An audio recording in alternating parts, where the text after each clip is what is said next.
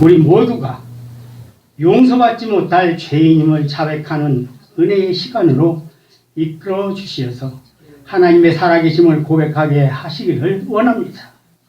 우리 모두가 다 사모하는 심령으로 예배에 임할 수 있도록 도와주시기를 원하며 예수님의 이름으로 기도하옵나이다.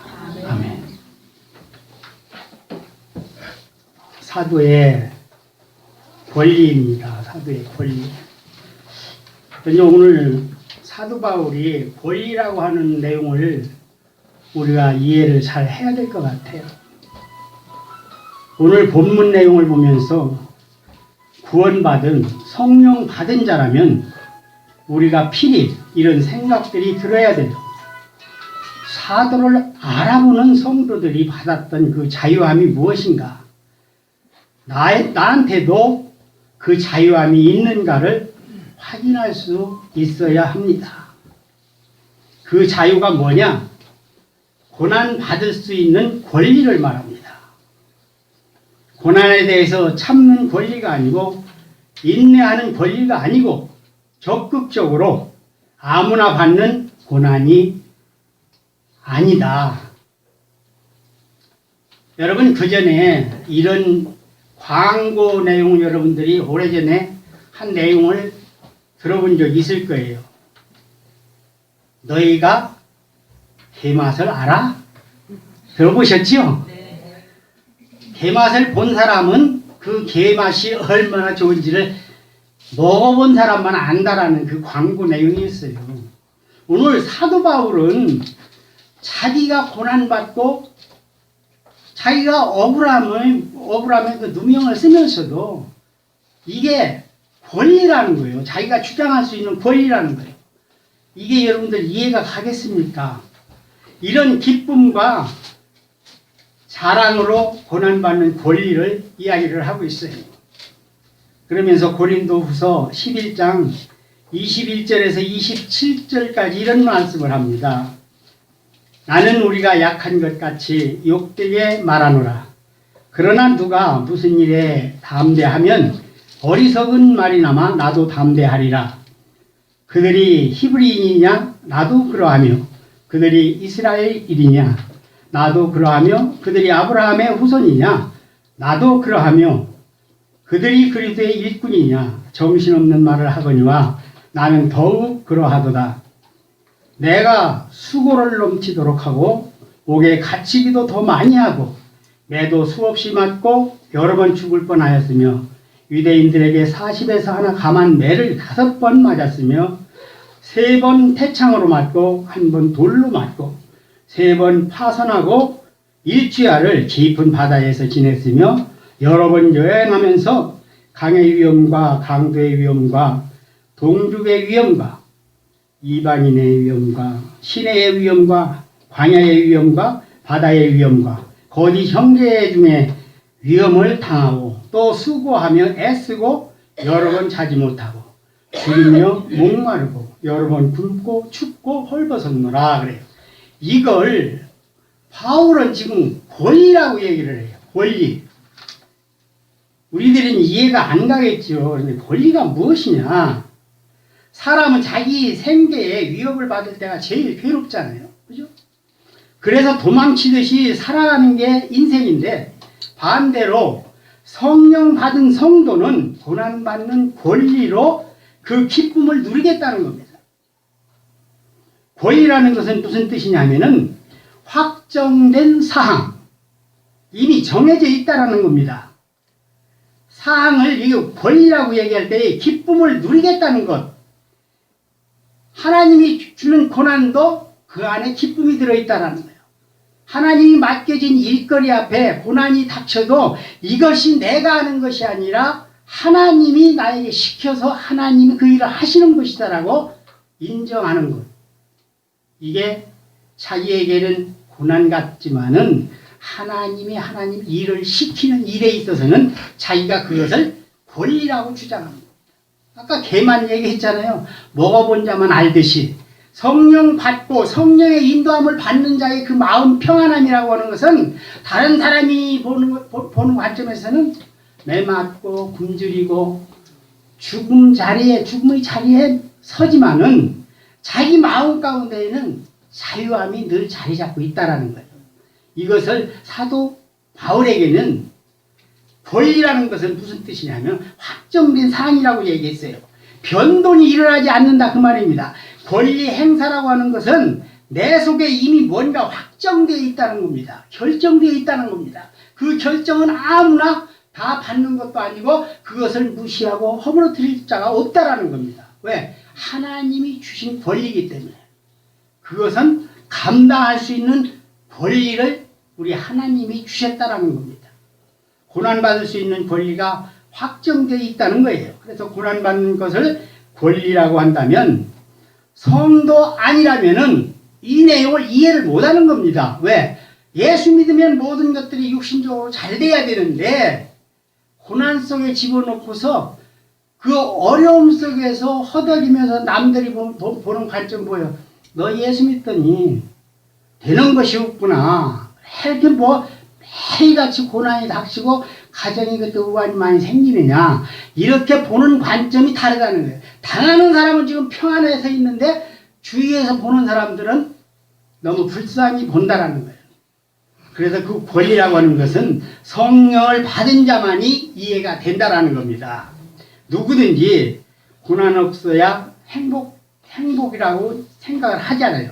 그러니까 고난받을 권리까지 더한다면 대체 인생이 망가지라는 것이냐 라고 비웃을 것입니다. 그런데 사실 고난받는 권리 안에 복음의 핵심이 들어있다라는 거죠. 고난받는 권리 안에 복음의 핵심이 들어있다라고 얘기를 했어요. 그러면 주님은 우리가 그동안 죄를 품고 살아왔음을 들통나게 만드는 거예요. 왜? 새 사람 만들기 위해서. 그 죄를 밝혀내서 너 죄인이구나. 하나님이 그렇게 얘기하는 게 아닙니다. 많은 사람들 앞에서 죄를 들통나게 만들어서 자기 몸둘 바를 모르도록 그렇게 만들어낸다라는 겁니다. 하나님께서 성령으로. 그러면 그게 뭐예요? 하나님의 자녀 만드는 작업이 지금 이루어지고 있다라는 겁니다. 그러니까 그 고난이 뭐예요?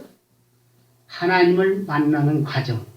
그 만나서 확정 지어진 사람은 언제나 자유함과 평안이 자리하고 있다는 겁니다. 그래서 지금 사도 바울은 그것이 나의 권리다. 하나님이 준 평안을 너희들이 맛을 봤느냐? 이게 똑같은 이야기예요.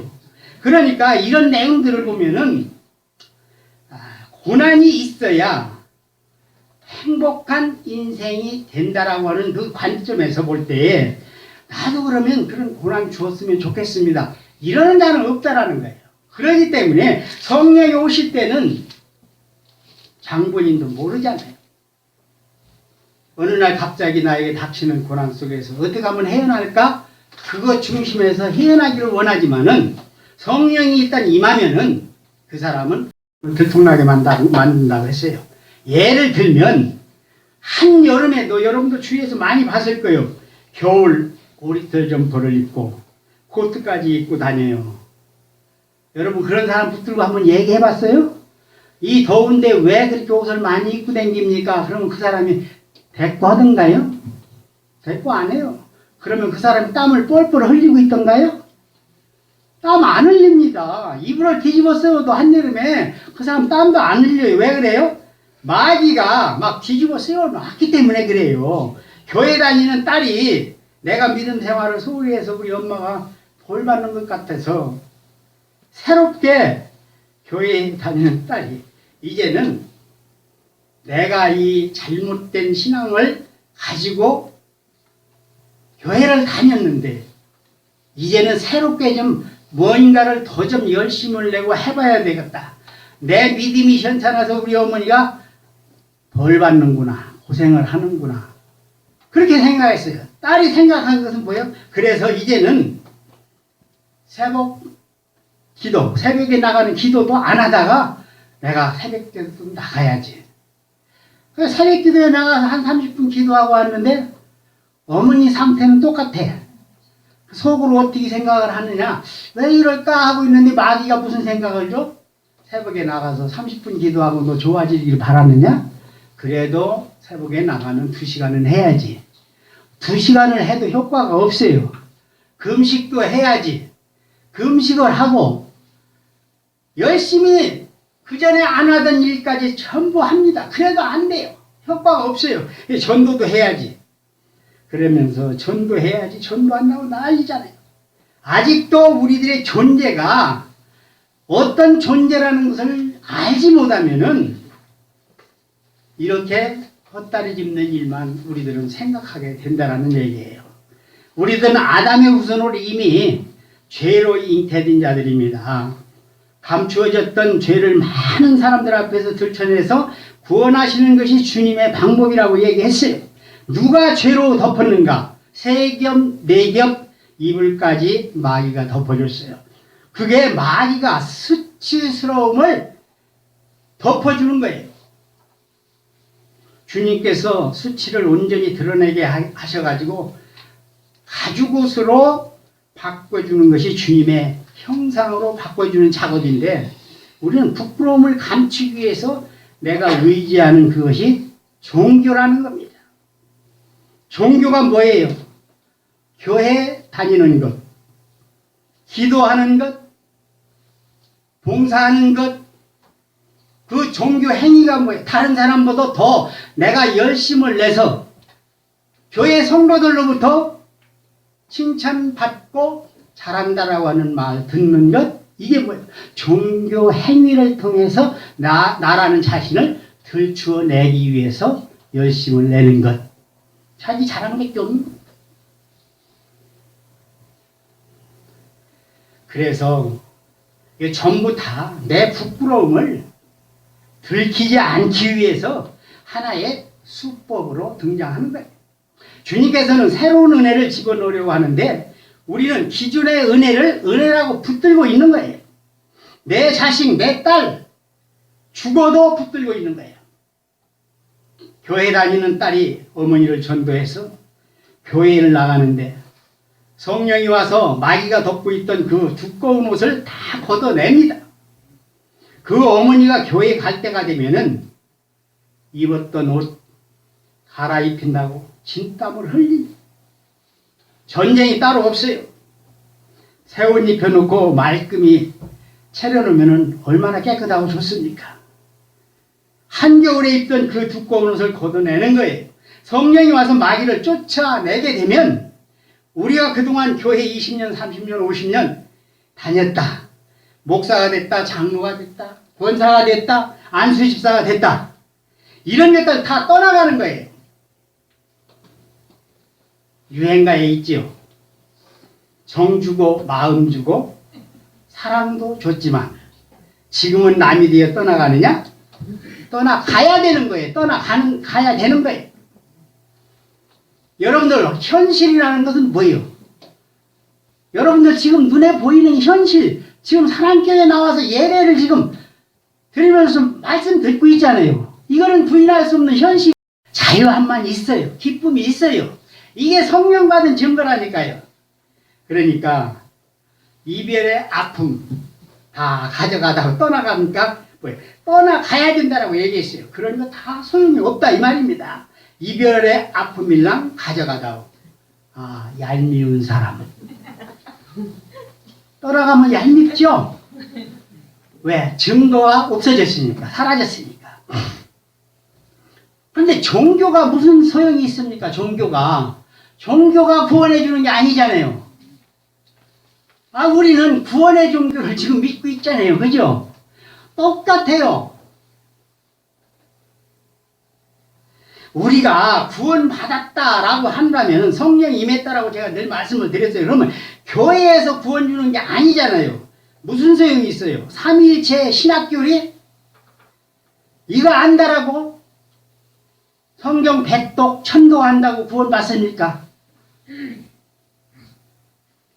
주님은 이 땅에 의인을 부르러 온 것이 아니라 죄인이 필요하다라고 말씀하시잖아요. 제가 그전에도 그런 설교했어요. 죄인의 자리를 박차고 일어나려고 하면은 구원의 자리 놓친다라고 얘기했잖아요. 그 자리에 가만히 죄인 노릇하고 있으라고요. 그래서 죄 짓는 것이 뭐예요? 죄 짓는 거 알잖아요. 윤리 도덕적인 법으로 이건 죄인데, 이거 죄지면 안 되는데, 그 죄 지려고 하는 그 원인이 뭐예요? 죄인이기 때문에 죄 짓잖아요. 그런데 거기에서 의인 되려고 버리둥그려봐야 의인 될 일이 없어요. 안 됩니다. 그냥 되는 대로 살고 계시다가 성령이 임하면 복권 당첨되는 거예요. 제가 암 처음에 발견했을 때에 주위의 목사님들이 연락 오면 복권 이 세상에서 얼마짜리 당첨됐냐? 나 요즘 복권 당첨된 기쁨으로 산다 그래요. 그러니까 진짜 복권 당첨된 줄 알고 얼마짜리냐고 그렇게 물어보는 목사들도 있었어요. 이런 것들이 우리 모두가 다 주님이 이 땅에 오셔서 하는 일들이 무엇인가? 죄인의 모습으로 우리는 자유인이 된다라는 것을 있을 수가 없잖아요. 그분이 반드시 우리 안에 오셔야 우리는 자유를 누릴 수가 있는 거예요. 내가 원하는 사람은 죄인만 필요하다라고 하는 말씀에 여러분들이 귀를 기울이셔야 돼요. 바다에 풍랑이 일어납니다. 사람들은 감당 못합니다. 벌벌 떱니다. 그런데 주님이 바람과 파도를 향해서 잔잔하라 명령을 합니다. 잔잔해졌어요. 바람과 바다도 순종하는 그 위대한 분, 자연을 굴복시키고 자연을 다스리는 그 위대한 분이 마지막 우리에게 주시는 은혜가 뭐냐? 자진해서 죽는다는 거예요. 자진해서 죽음의 십자가로 다가갑니다. 진짜 해방이라고 하는 것은, 진짜 탈출은 자연의 해방이 아니라는 겁니다. 자유가 뭐냐? 고난받을 수 있는 권리라고 했어요. 감당할 수 있는 능력이 아니고 권리, 고난받을 수 있는 권리라고 합니다. 적극적인 용어로서는 예수님께서 죽음으로 다가가는 것은 이런 뜻이에요. 인간은 처음부터 죽음이 없어요. 아이고 괴로운 이런 세상 죽었으면 좋겠다. 많이 그런 얘기들 하잖아요. 힘든 인생 죽었으면 좋겠다. 그것은 욕심이고 마음이고 이게 바이러도 죽지 않아요. 이게 인간입니다. 차라리 죽으면 괜찮아요. 그죠? 근데 죽으면 고통도 같이 사라지기 때문에 괜찮은데 세상에 한 번 태어난 생명이 죽지도 않아요. 죽어도 나중에 선한 부활, 악한 부활로 다시 살아납니다. 부자가 지옥 가서 죽었다는 소리 들으면 참 좋을 텐데 지옥 가서 죽은 게 아니라 지옥 가서 살아있다는 거죠. 성경에서 말씀하잖아요. 부자 어떻게 돼요? 이런 내용들을 우리가 보면서 예수, 성령 없으면 지옥 가서 살아야 된다라는 것 여러분들이 명심해야 되잖아요. 그래서 주님께서는 지금 네가 갖고 있는 것, 탈출 불가한 것, 지옥 갈 네 자신을 소중하다고, 귀하다고 그걸 네가 보호하고 있다. 마귀가 시키는 대로 그런 처지를 주님은 우리에게 이야기하는 겁니다. 주님이 주는 자유가 있어요. 그 자유가 하늘로부터 주어지게 되면은 새로운 은혜가 우리에게 임하게 되는 거예요. 전에 있던 은혜, 한번 여러분 치과에 가서 이빨 치료하다 보신 분들 대부분 많이 있을 거예요. 저도 엊그제 가가지고 땜방을 조금 하고 왔는데 에이구 언젠가는 금방 죽든 언제 죽으면 뭐 사형 받으면 그 이빨 종호가 가지고 가면 뭐하냐, 돈 뭐하러 드리냐 그렇게 생각했는데 암니니까 앞에 보이는 거니까 합시다 해가지고 가가지고서 입 벌리고 있는 게 그것도 힘들잖아요. 여러분들 이빨 뭐 임플란트 하는 것도 엄청 힘들잖아요. 그 내용을 한번 내가 생각해 보려고 해요.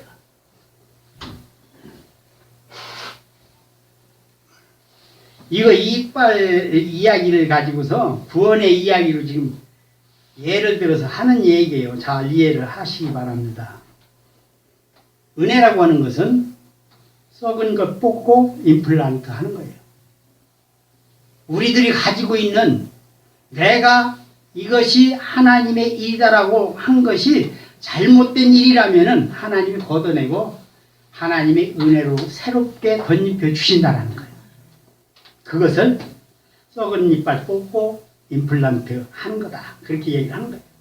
주님은 헌 이빨 뽑고 새 이빨 주는 것이 주님의 구원의 방법이에요. 그런데 우리는 내가 겸손할 테니까 내 마음을 낮추고 최대한 낮추고 주님 섬길 테니까 봐주세요.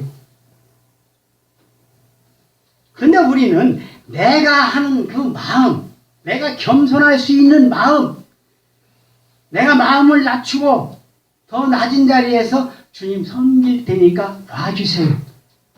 그런 것 가지고 안 통한다 그 말이에요. 그래서 이것은 임시변통이라는 거예요. 때우는 거라니까요. 때우는 것. 때우는 것은 온전하지를 못해요. 썩은 것 뽑고 다른 이빨을 집어넣어야 돼요. 떼어 쓰는 것은 기존에 있는 이빨은 안 된다는 거예요. 종교가 뭡니까? 겉모습만 신앙인 척 떼우는 거예요. 이걸 통째로 뽑는다 그 말입니다. 뽑으려면 어떻게 하느냐? 나는 아까 말씀드렸죠. 나는 안 죽는다. 이거 명심해야 됩니다. 그 생각을 잊으면 절대 안 됩니다. 나는 어떤 경우에도 안 죽는다. 왜? 지옥 가서 영원히 살든지 아니면 천국 가서 하나님과 영원히 살든지 둘 중에 하나밖에 없다라는 거예요. 그렇게 하나님께서 이미 나를, 여러분들을 영적 존재로 만들었다라는 거예요. 악령의 동조에서 지옥 가는 영적 존재든지 아니면 천국 가서 주님과 함께 사는 영적 존재든지 둘 중에 하나밖에 없어요. 여러분들은 어느 자리에 있습니까? 몸의 존재가 아닌 거예요. 그러면 우리 몸을 평가할 때에 몸으로 평가하지 마시고 자기 자신부터 영으로 평가를 해야 돼요. 주여, 지금 입만 벌리겠습니다. 알아서 뽑든지 떼우든지 마음대로 하세요. 그 마음, 여러분들 자리에, 배정된 자리에 하나님은 영이시니 거기 다 써있지요? 읽어보세요. 하나님은 영이시니 예배하는 자가 영과 진리로 예배할지니라. 하나님은 영이에요. 보이지 않아요. 지금 하나님 안 보입니다. 영이에요. 그런데 예배하는 자는 누구예요? 우리지요. 예배하는 자가 영과 진리로 예배할지니라 그랬어요. 하나님이 영이시기 때문에 너희들이 영이 되어서 영과 진리가 되지 않으면 하나님과 영과 이 예배가 되지 않는다 그 얘기예요. 그러면 여러분들이 예배 장소에서 예배 드리는데 하나님을 알고 드립니까? 그런 말 한마디, 예수님이 하시는 말씀들, 하나님이 주시는 말씀들, 그 뜻을 안다면은 한 구절 말씀을 부여잡고 나는 아직 그러지 못했는데 내 생애가 어디로 갈 것인가, 그거 여러분들 궁금해서 한번 고민해 본 적이 있습니까? 그래서 나는 현실을 가지고서, 여러분들은 지금 현실만 내세우고 있다니까. 나는 지금 예수를 믿습니다. 그래서 지금 사랑교회에 와서 예배하고 있습니다. 현실로 내가 지금 이거는 누가 보든지 인정 안 할 수 없는 거 아닙니까? 그래서 나는 천국을 간다라는 겁니다. 왜? 예수 믿고 구원 받았다고. 현실, 눈에 보이는 것으로 내가 지금 어디에 있느냐를 가지고서 관점을 두고서 여러분들이 정해버렸다 이 말이에요. 근데 하나님과 관계없는 내용들을 가지고서 우리는 구원 받았다라고 하는데 목적을 이루었다라고 생각하고 사는 거예요. 그러니까 이빨 치료가 얼마나 힘든지 몰라요. 의사가 혀에 힘주지 마세요 그러면은, 아니 누가 혀에 힘주고 싶어서 힘줍니까? 이걸 딱 벌리고 뭐 막 갈아내면서 막 훑어내지만 다 빠져나가지 않고 목구멍으로 나오니까 얼마나 또 약물이 씁니까? 그러니까 꿍얼꿍얼 속으로 했는데 어떻게 의사가 알아들었을까요? 말하지 마세요, 그래. 혀에 힘주지 마세요. 안 보입니다. 누가 일부러 한 것도 아닌데 아프니까 자연적으로 혀가 그렇게 하는 건데 자기 행위 자랑하지 말고 십자가 자랑하세요. 우리들에게 그 말씀을 준다면 누가 십자가 자랑하고 싶어서 합니까? 뭐 우리 자랑을 하고 싶어서 합니까? 이렇게 얘기하는 사람이 있어요?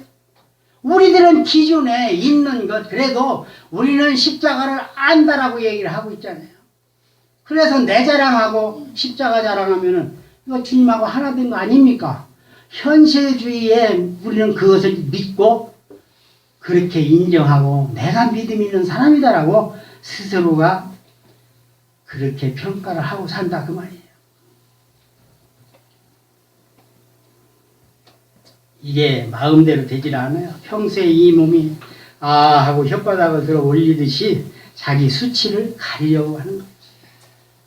모임은 자기 자랑.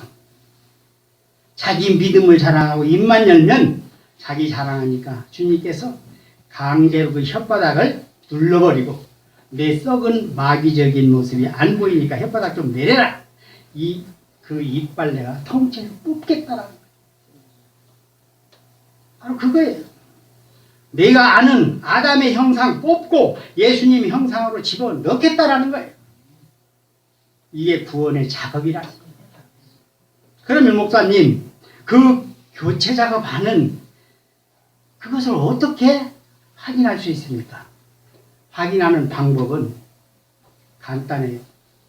예수님과 함께 억울한 고난을 받던, 억울함을 받던, 죽음의 자리를 가든 이것이 이미 확인되어진 것이 예수님이 고난받은 그 자리를 내가 들어가서 예수님과 함께 그 고난에 동참했다면 이 사람은 이미 성령의 역사로 작업이 이루어지고 있다 그 말이에요.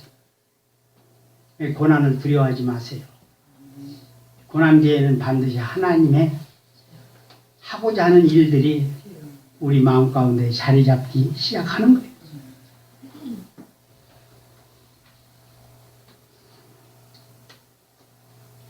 예수님께서 우리를 예수님의 형상으로 만들어 가기 위해서 다루어지고 있는 나에게 억울함을 받고 있는 그 상황을 내가 억울함 받는 것이 아니라 이미 예수님이 받았던 그 억울함이 나를 통해서 그 자리에서 한번 예수님을 생각하게 만든다는 거예요.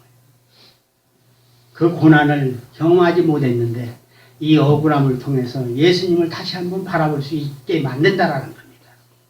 그런데 고난받는 것, 서름받고 괴로움당하는 것, 핍박받고 오해당하는 것, 이러한 것이 예수님이 이미 통과한 일을 우리가 동일하게 받고 있을 때 우리는 그런 사람이 마태복음 5장에서 나오는 산상수훈에 나오는 복 있는 사람이 된다는 겁니다.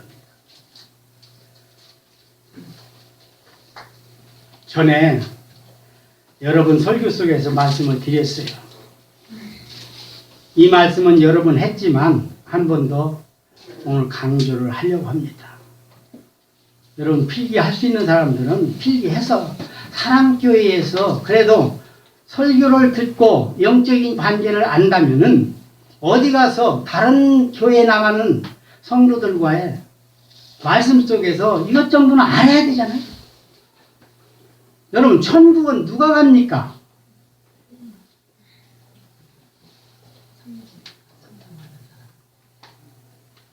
요한의 사도 밤모섬에서 하나님의 세계를 봤지요. 요한계시록 21장 22절에서 27절까지 요한이 고백하는 내용을 들어봅니다. 성 안에서 내가 성전을 보지 못하였으니 이는 주 하나님 곧 전능하신 이와 및 어린 양이 그 성전이심이라. 그 성은 해나 달의 비침이 쓸데없으니 이는 하나님의 영광이 비치고 어린 양이 그 등불이 되심이라. 만국이 그 빛 가운데로 다니고 땅의 왕들이 자기 영광을 가지고 그리로 들어가리라. 낮에 성문들을 도무지 닫지 아니하리니 거기에는 밤이 없음이라. 지금 천국을 얘기하는 거예요. 사람들이 만국의 영광과 존귀를 가지고 그리로 들어가겠고 무엇이든지 속된 것이나 가증한 일 또는 거짓말하는 자는 결코 그리로 들어가지 못하되. 아니 속된 것, 거짓말하는 사람 천국 못 간대요. 그러면 거짓말 안 하는 사람 있어요? 들어가지 못하되 오직 어린 양의 생명책에 기록된 자들만 들어가리라. 이 설교 많이 했잖아요, 제가. 어린 양의 생명책. 이미 우리 이름이 창세 전에, 우리 태어나기도 전에, 세상 만들어지기 전에 이미 생명책에 기록된 자들만 성령이 찾아오셔서 구원해 준다. 그 말을 하고 있는 거예요. 그러면 성경은 이 성경이 많은 것을 백독하고 천독하면은 구원받는다 그러면은 구원받으려고 백독 천독 하겠지요. 근데 성경은 누구에 대해서 이야기한다고 했어요? 요한복음 5장 39절. 너희가, 이 누구냐? 예수님이 하시는 말씀이야. 너희가, 우리들 보고 너희가 성경에서 영생을 얻는 줄 생각하고 성경을 연구하거니와 이 성경이 곧 내게 대하여 증언하는 것이니라 그래요. 성경 전체가 예수님에 대해서 증언한다 그 말이에요. 예수 증언하는 게 성경이에요. 그럼 영생이 무엇입니까? 전에 영생에 대해서도 제가 설교했지요. 요한복음 17장 3절에 영생은 곧 유일하신 참 하나님과 그가 보내신 자 예수 그리스도를 아는 것이다. 하나님 알고 예수를 아는 게 영생을 얻는 것이다. 그래요. 그럼 여러분들 하나님 알지요? 예수님도 알지요? 그럼 여러분들 구원 받았지요? 그런데 마태복음 11장 27절에 뭐라고 합니까?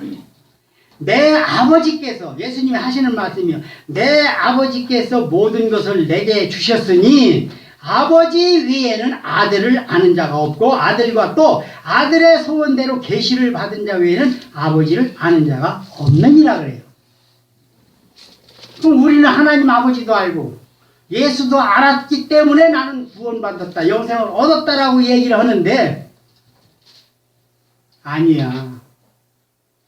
하나님 외에는 그 아들 예수를 아는 자가 없고 예수 외에는 그 아버지를 아는 자가 없다라고 그래요. 이 이야기가 가지고서 내가 여러분들한테 그 설교를 많이 했어요. 그러면 지금 누가 거짓말하는 거예요? 지금 하나님이 거짓말하는 거예요? 예수님이 거짓말하는 거예요? 우리가 거짓말하는 거예요. 우리는 예수도 알고 하나님도 안다라고 그러는데, 그래서 나는 영생을 얻었다, 구원 받았다라고 하는데 하나님 외에는 아들을 아는 자가 없다고 그래요. 그 아들 예수 외에는 하나님을 아는 자가 없대요. 아버지를 아는 자가 없대요. 그런데 우리는 다 교회 나오니까 안다라고 하고 있잖아요. 이게 거짓말로 드러나려면 어떻게 돼야 되느냐? 이 문제가 해결되려면은 성령이 반드시 오셔야 돼요. 성령이 오시기 전에는 이 문제가 해결이 되지 않습니다. 그래서 성령이 오시게 되는 이유를 요한복음 16장 7절에서부터 11절까지 이런 말씀을 합니다. 그러나 내가 너희에게 실상을 말하노니 내가 떠나가는 것이 너희에게 유익이라. 내가 떠나가지 아니하면 보혜사가 너희에게로 오지 아니할 것이요 가면 내가 그를 너희에게로 보내리니. 예수님이 제자들 앞에서 하신 말씀이에요. 내가 떠나간다. 그런데 제자들이 절대 안 됩니다. 나는 고난을 받고 죽어서 사흘 만에 내가 살아나야 된다. 그러니까 베드로가 어떻게 했어요? 절대 그렇게 할 수 없습니다. 내 생명을, 다른 사람은 다 예수님을 부인할지라도 나는 생명을 걸고 주님을 지켜드리겠습니다 한 게 베드로였잖아요. 그래서 너희에게로 성령을, 보혜사를 보내리니 그러잖아요. 그래서 성령이 우리에게 오시면 그가 와서 죄에 대하여, 의에 대하여, 심판에 대하여 세상을 책망하시리라. 그러면서 여기에서 죄에 대하여라 하면 이게 거기에서 해석을 해주는 거예요. 죄에 대하여라 하면 그들이 나를 믿지 아니함이고요. 아까 우리가 예수를 믿고 하나님을 믿고 안다라고 했잖아요. 그런데 성령이 오시지 아니하면은 절대 알 수 없다라고 성경은 얘기를 해요. 그래서 우리가 거짓말합니까? 하나님이 말씀을 거짓말로 한 겁니까? 제가 물었잖아요. 성령이 오셔야 우리가 예수를 오늘 본문에서 말씀을 하잖아요. 죄에 대하여라 하면 그들이 나를 믿지 아니하며 예수를 믿지 않는다라고 얘기해요. 그래서 성령이 오셔야 예수를 믿지 않았다는 것을 알게 된다 이 말이에요. 그래서 내가 믿는 예수는 가짜라고 여러분들에게 늘 제가 소리친 거예요. 그래서 성령이 들어와서 네가 나를 안 믿었다. 그렇게 성령이 알려줄 때에 내가 가짜 예수를 믿고 없는 예수를 만들어서 믿었구나. 그게 들통나고 하나님 앞에 고백하게 되는 것이다. 그 말이에요. 그러면은 의에 대하여라 하면 뭐예요? 내가 아버지께로 가니 너희가 다시 나를 보지 못하며. 이게 의로운 일이라 이 말이에요. 왜? 예수님이 죽지 아니하고 제자들만 데리고 다니면은 제자들 외에 예수님 만나는 자들만 보고 믿으려고 한다 그 말이에요. 그렇기 때문에 예수님이 떠나간다라고 할 때 제자들이 말렸던 내용이에요. 이게 의로운 일이기 때문에 내가 반드시 아버지께로 가야 된다. 왜? 보지 않는 믿음으로 성령이 오셔서 너희들이 무엇을 알게 되느냐라는 것을 알려주기 위해서. 세 번째 아주 중요한 거예요. 심판에 대하여라 함은 이 세상 임금이 심판을 받았습니다. 이거 여러 번 얘기했죠. 여러분들에게. 성령이 오셔야 우리 안에 마귀가 떠나간다 그 말이에요. 이게 심판이라고 하는 거예요. 성령이 와야만이 마귀가 우리 안에서 자리 잡고 우리를 이렇게 해라 저렇게 해라. 그래 우리가 속아 넘어오면서 지금까지 살았다 이 말이에요. 성령이 들어오면은 자동적으로 우리를 만드신 그분이 성령으로 우리 안에 들어오시면 그분이 주인이 돼야 되니까 마귀는 자동적으로 떠나가는 거예요. 이걸 가지고서 심판에 대하여라 하면 세상 임금이라고 했잖아요. 내 안에 있던 마귀, 세상 임금 떠나간다 이 말이에요. 이 심판을 받았다라고 얘기를 하잖아요.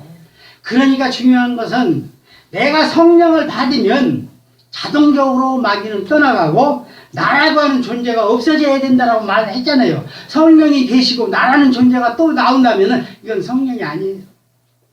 나라고 하는 존재가 없어요.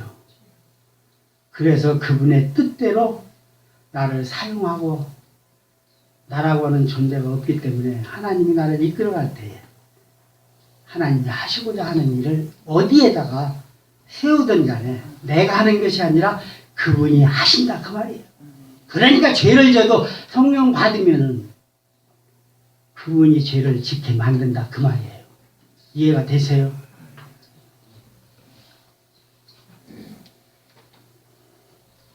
마태복음 5장 17절과 18절입니다.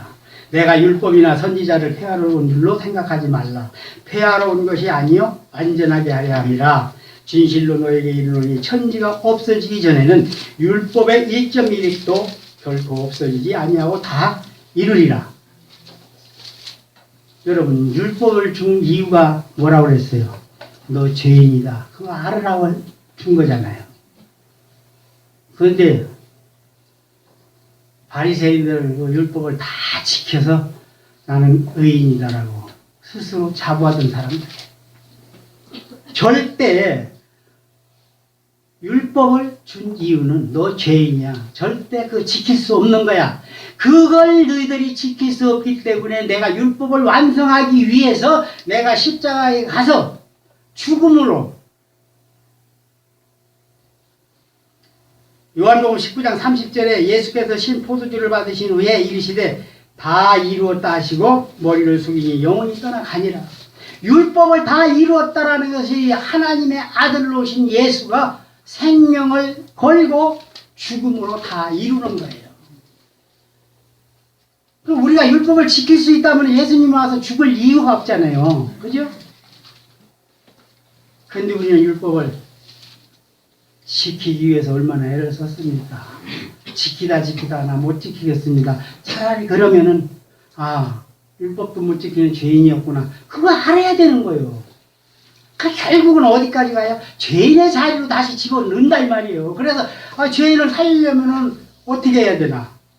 죄인을 구하러 오신 예수님을 만나야 된다라는 기준이 나오잖아요. 그래서 우리들의 삶은 오늘 이 본문 말씀에서 이야기하는 내용은 사도 바울이 어떤 내용으로 오늘 얘기하느냐? 먹고 사는 권리, 6절에서 이렇게 쭉 내려가면 보면 어찌 나와 바나바만 일하지 아니할 권리가 없겠느냐? 누가 자기 비용으로 군 복무를 하겠느냐? 누가 포도를 심고 그 열매를 먹지 않겠느냐? 누가 양떼를 기르고 그 양떼의 젖을 먹지 않겠느냐? 이런 내용들을 쭉 얘기는 하는 거예요. 내가 복음을 전하면서 먹을 권한이 뭐예요?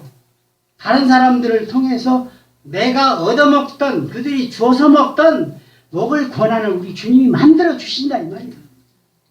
복음의 사람이, 군인들이 군 복무하면서 자기 양식 가지고 군 복무하는 사람이 있느냐라고 얘기하잖아요.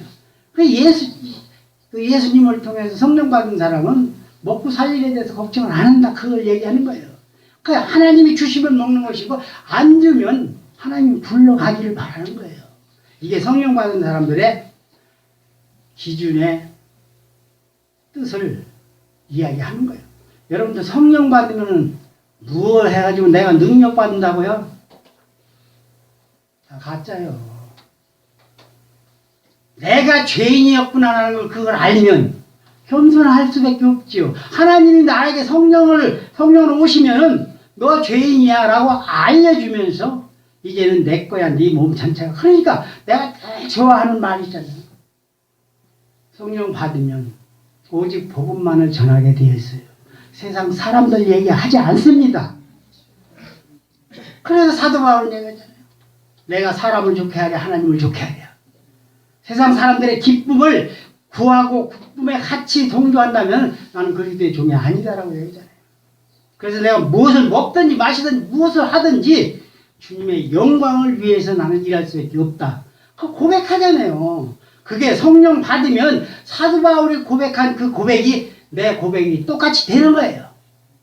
그래서 성령 받은 사람은 내가 겸손해질 수밖에 없도록 우리 하나님이 만들어가는 거예요. 누구를 위해서 사는 게 아니라 하나님이 나를 이끌어가기 때문에 나라고 하는 존재가 없었는데 누구를 위해서 내가 삽니까? 주님만을 위해서 살 수밖에 없기 때문에 나라는 존재가 없다라는 거 여러분들 명심하기 바랍니다. 오늘 본문에 보면 사도 바울은 말합니다. 나는 너희들이 아는 육적인 권리 말고 다른 권리가 있는데 아내도 없고 또 스스로 일해서 생계 유지하는 그런 권리를 나는 즐겨 행사하고 있는 나 자신이 진짜 사도인 것을 너희들은 알지? 이렇게 되묻는 거예요. 이게 오늘 본문의 내용이에요. 예수님이 당했던 고난을 함께 당할 수 있는 그것이 권리인 동시에 은혜이고 축복입니다. 그 사람이 바로 주님의 자유인입니다.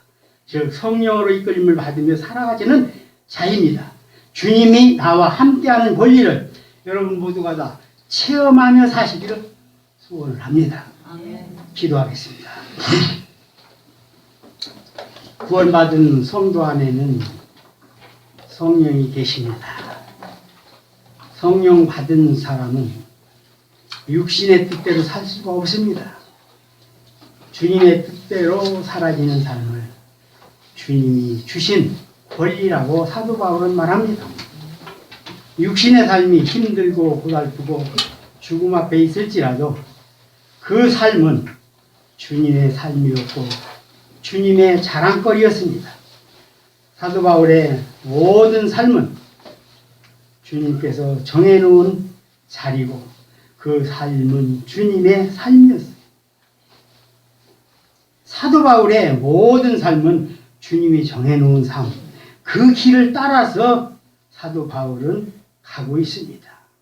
그것을 믿고 인정하고 따르는 바울은 그것은 아무나 할 수 있는 일이 아니기 때문에 바울에게 주어진 권리라고 말씀하고 있습니다. 우리에게도 주어지고 되어지는 일들이 우리의 권리가 되기를 예수님의 이름으로 기도하옵나이다. 아멘. 찬송가만